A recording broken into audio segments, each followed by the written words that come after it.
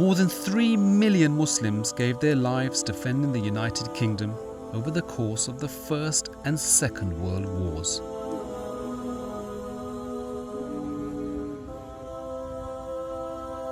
"24 of these brave men can be found nestled here in a quiet corner of Brookwood Military Cemetery in Surrey, facing towards Mecca. It's home to Britain's first Muslim burial plot for soldiers killed in both wars.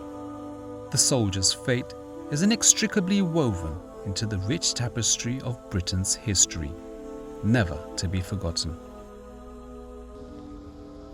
To understand the significance of their sacrifice, we're here today in Woking, standing inside Britain's only Grade 1 listed mosque, the Shah Jahan. Our guide is Mosque Manager Mohammed Habib, a walking encyclopedia of Muslim history in the area. The Shah Jahan Mosque is the only Grade 1 listed mosque in Britain, so it's up there with other really important buildings like Buckingham Palace, St Paul's Cathedral, Westminster Abbey. So it's a place that really needs to be recognised, celebrated, to experience not just the beautiful architecture, because it's the buildings and the stories behind the buildings that make them places of real importance. The Shah Jahan Mosque is the first purpose-built mosque in Great Britain and also in northwestern Europe. It was built by a chap called Gottlieb Wilhelm Leitner, who was born in Hungary. He migrated to Turkey at the age of 8, and this is where his exposure to Islam and languages came. Professor Leitner was actually he comes from a Jewish family, and later on he converted to Christianity. And he showed a real passion for different religions, cultures and languages. He spent a few years working for the British as a translator during the Crimean War, and then he spent a bit of time in King's University, and then he moved to India, where he spent over 20 years of his life as the head of the Punjab University, which is in modern-day Lahore. And then he founded something called the Oriental Institute of Learning. He built the Shah Jahan Mosque as a place of worship for Muslim students that were coming to study at the Oriental Institute. So when they were visiting, they would have had somewhere to offer their prayers. His actual vision for the whole site, which was originally 10 acres, was not just to build a mosque, but it was to build a mosque, a temple, and a church and a synagogue. The institute ran for 10 years, and upon his demise in 1899, 10 years after the mosque was built, there was no Muslim community in Woking to keep the mosque going. So for approximately 12 to 13 years, the mosque was abandoned. Then you had a chap called Baron Headley, who had become Muslim, and he then revived the mosque and started something called the Woking Muslim Mission. The architect who designed the mosque was an English Christian architect called William Isaac Chambers. He was from Guildford, a neighbouring town, and he had never designed a mosque before, and he designed the mosque based upon mosques in India, Egypt and Turkey.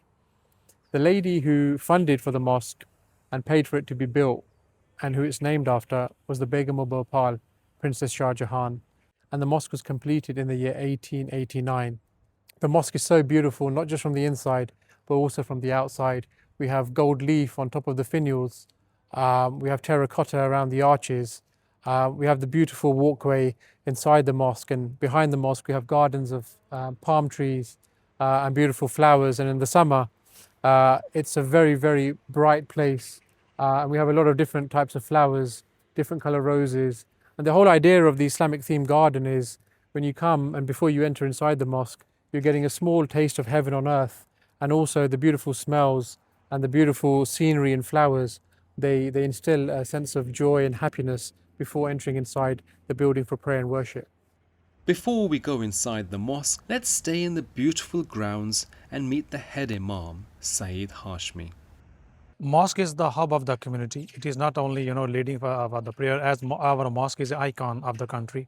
When people, they come together, how we can come with a good purpose. For example, this mosque was designed by Christians. It is built by Jews and used by the Muslims.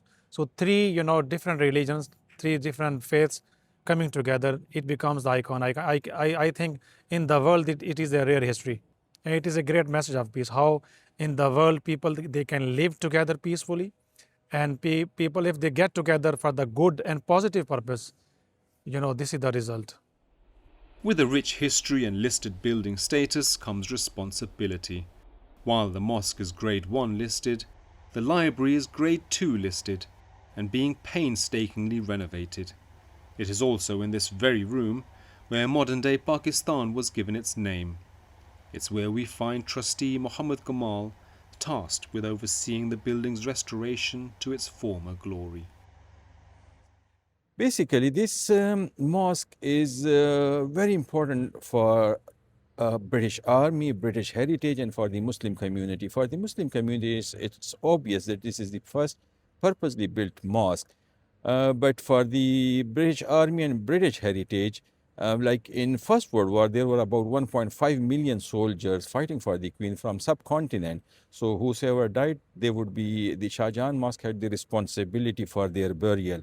And similarly, in Second World War, there were about 2.5 million soldiers fighting for Queen from the subcontinent. Same duties were assigned to Shah Jahan Mosque, and like their burial and all those things were done by Shah Jahan Mosque. It's a community-run mosque. So whatever we are doing, the donation comes from the community. If something can be done by a professional person, say for example, 10 quid, the same thing is done by a heritage builder, heritage approved builder, twice, thrice more the price than the actual cost. So the cost and the time, they are two important things which are affecting our renovation, our preservation work. Having seen the outside of the picturesque mosque, it's time we follow Habib inside to learn more about this treasured site. When you come inside, I mean, you're greeted by the most beautiful lush green soft carpets. The carpets come from Turkey, and because of our prayers are done mainly on the carpeted spaces, they look very nice, but they also feel very nice. You're also greeted by clocks, and the clocks are showing us the time of prayer. And Muslims try and pray 5 times a day, and we have a 6th clock for the Friday prayer. This beautiful niche in the wall is called the mihrab, and this is where the imam, he would stand on this prayer mat right at the front, and then he would lead the prayer, and everybody, all the attendees who come for prayer would fill in the rows, and then the mosque would get full because it's quite small. You also will find a lot of amazing calligraphy, and the mosque is very vibrant and very colorful, and the whole idea is that it showcases human beings, which are God's creation, what we can create with the gifts and talents and intellect and skills we've been given. And calligraphy really showcases that. And around the mosque, you see various different prayers. You also see the honeycomb architecture and features inside the mosque, which sort of remind us of the creation and that whole theme of nature. Though we don't depict any images of God or any of the prophets, the real focus on Islamic architecture is shapes, colors, patterns, symmetry, geometry.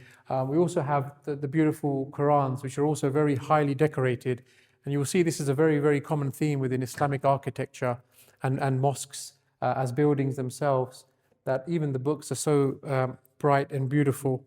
And as I open the Quran, you will see the opening pages are very, very, very colorful. And this is the Surah Al-Fatiha, which is also, you can see in the mihrab area, which is the opening chapter of the Quran, and one of the most important prayers for Muslims.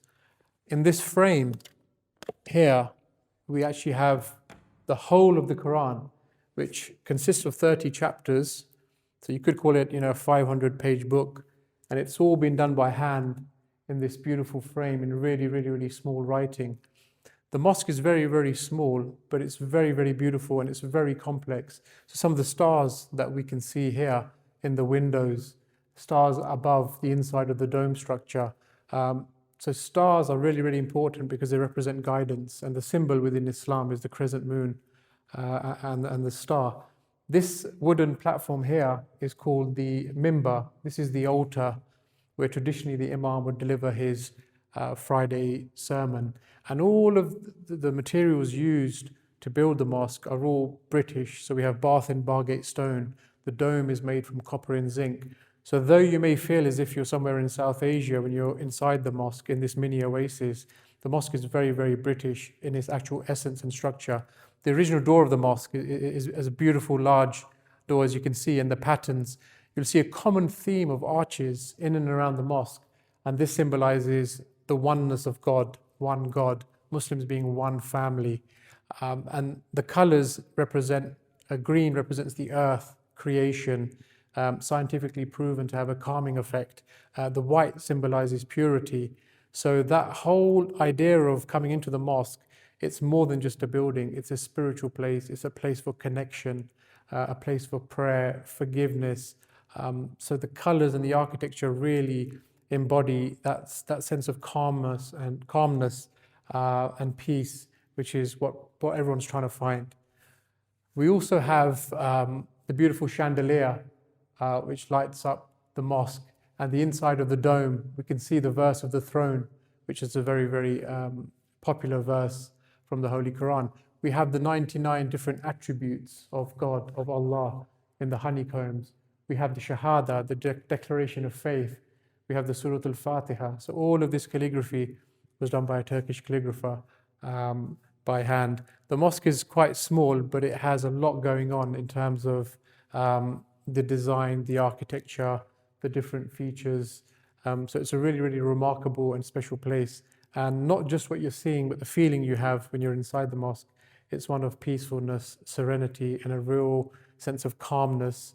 And it really makes you feel, though you may come in feeling, happy, sad, angry, the emotions that human beings feel. Once you step foot inside, you kind of forget everything, and it feels like a big weight is being taken off your shoulders. So the building is a very, very, very special place.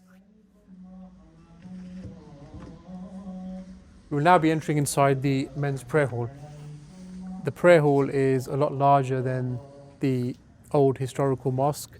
The mosque actually accommodates approximately 60 worshippers. The community in Woking, the Muslim community, is approximately 10,000, and we can accommodate approximately 2,000 worshippers across all three prayer halls. So we do use the old mosque for some ceremonies, prayers, weddings, but the bulk of our prayers and classes and activities take place in the prayer halls. A little more than a mile away from the Shah Jahan Mosque, there's more evidence of Muslim integration and contribution to British society. The Woking Peace Garden is a place of serenity and reflection for the United Kingdom's fallen Muslim soldiers. The Peace Garden, also known as the Muslim War Memorial in the Horsell Common, is a very important, significant place here in Woking, and it's directly linked to the Shah Jahan Mosque.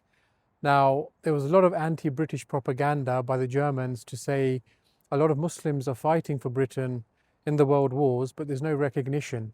So 27 soldiers who were injured and sadly passed away from their injuries in Brighton Pavilion, which was a makeshift hospital at the time. Their funeral prayers were conducted at the Shah Jahan Mosque. They were laid to rest here. So this was originally a cemetery which housed 27 Indian Muslim soldiers. The graves were soon after damaged and desecrated, unfortunately, and then they were excavated and moved to Brookwood Cemetery. The reason why this place is so important and significant is because the largest reserve army who fought for Britain in World War I and World War II were Indian Muslim soldiers, and the contribution was over 3 million. Most of those soldiers would have come from what today is modern-day Pakistan. So this place is a really, really important place because it shows the sacrifices of those Indian Muslims who fought for Britain.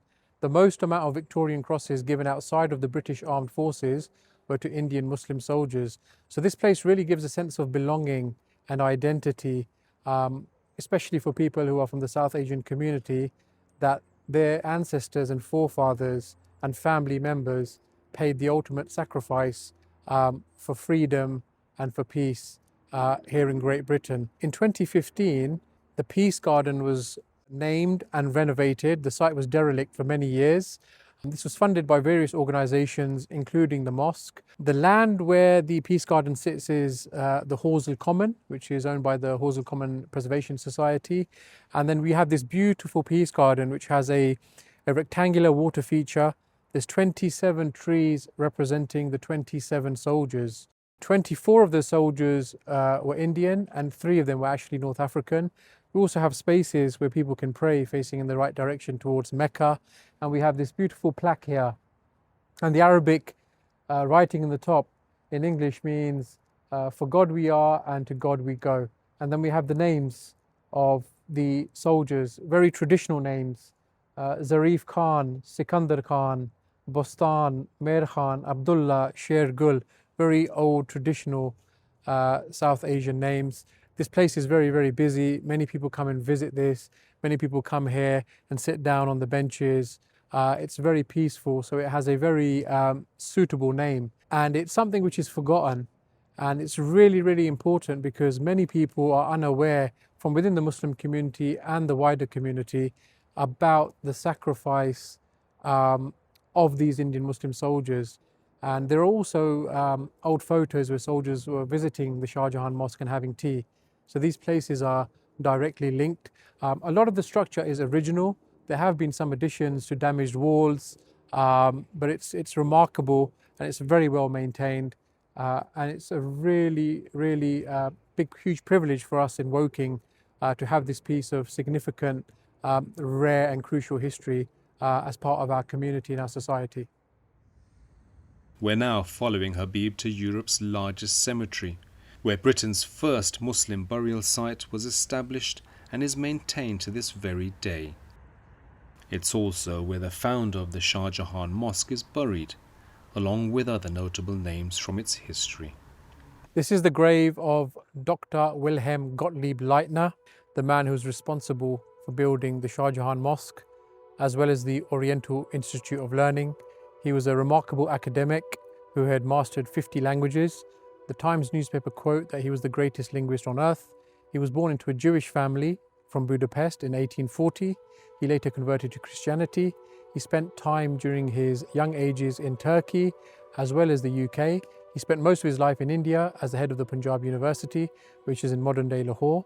And he was a great academic who had a great vision and had a passion for languages, different cultures and religions, and also traditions.